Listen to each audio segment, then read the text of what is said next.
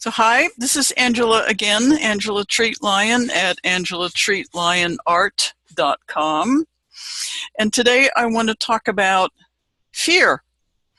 There were a few comments, I think in one of my own Facebook groups about, oh, you're so brave to do this Facebook Live challenge and, get your face out in front of people. And I could never do that, and I wouldn't know what to do, et cetera, et cetera.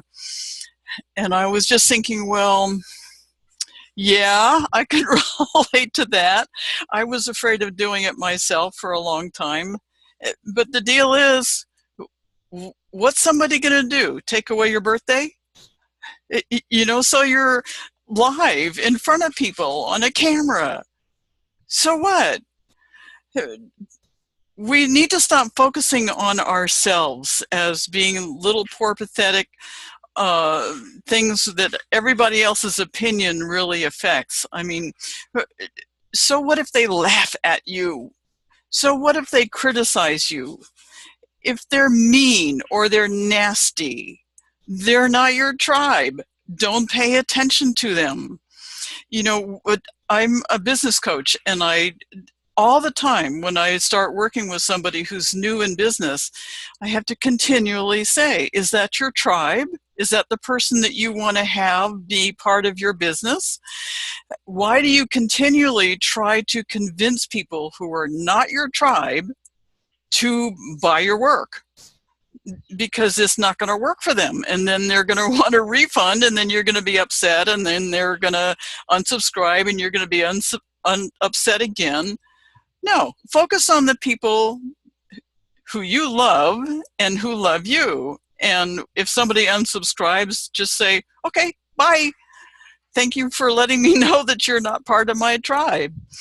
So when you put together your video, once again, make 3 points that you want to make, or one main point that you want to make, like I'm talking about fear, or 3 little points within a bigger point. Now, the second thing that I want to talk about is your deep self. Somebody was talking about getting sales. And when I hear the words getting, to me, it produces an actual physical sensation of recoiling. Like I'm in my 70s. I've been around for a while. And so I've seen pushy salesman type people who are always about closing the sale, getting, and it makes me ill. Maybe you're younger and you don't remember all of that, but because in today's world it's about serving. But when you're about getting the sale, you are not about relating to your customers. How do you relate to your customer? The first thing you need to do is relate to yourself. Well, how do you do that? Take this little journey with me and I'll show you how. Close your eyes for a second and imagine that inside your belly there's a little tiny point. It's kind of in between the front skin of your belly and your spine. Just this little tiny point. And imagine that all of your awareness is in that point. And slowly allow your awareness to go out beyond the skin of your body, beyond your house, beyond your town, way beyond the planet, and allow your awareness to go all the way out to the end of infinity. Can you see that you aren't in your body? Your body is in you. You are a huge awareness. That's who you really are. That's your deep self. That deep self is eternal, uncorruptible, and always there for you.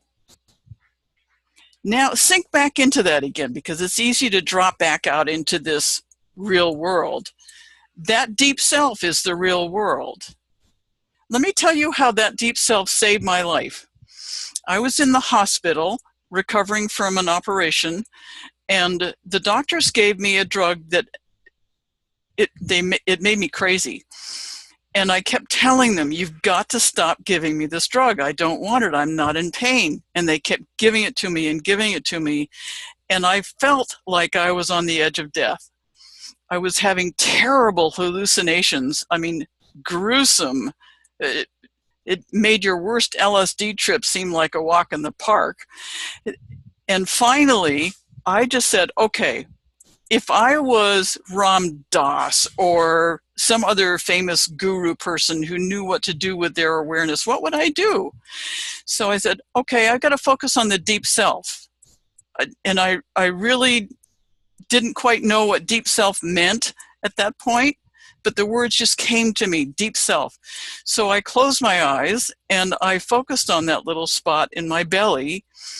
And the more I focused there, the more the hallucinations went away, the more the sick feeling went away, the more the fear of the doctors went away. And when they finally came back in, I said, you stop this medication now, or I'm going to rip these cords out of my wrist and I'm going to sue the living daylights out of you. And within about 5 seconds, all of those tubes and everything, so that medication, were gone, and I started feeling better. You can see how concentrating on the deep self helps you have that personal power that says, you don't mess with me. I'm doing something and it's important. Don't mess with me. And you can come from that same place when you're doing your marketing or your video or whatever. You get settled into that deep, deep, deep sense of yourself that's just so precious and so beautiful. And then you talk about what's really important in your business that you want to get across to your future client or your present client. You know, whatever it is, whether it's marketing or coaching or even selling cars, you know, you're a car salesman. So get into that deep self state first and then start talking. And nobody's going to laugh at you. Nobody's going to criticize you. Nobody's going to take away your birthday. No fear. You can't feel fear in that space because it doesn't exist. Your deep self is beyond fear. Okay, so I hope you enjoyed trying that out. Keep practicing it, and I'll see you on the next video. Bye-bye.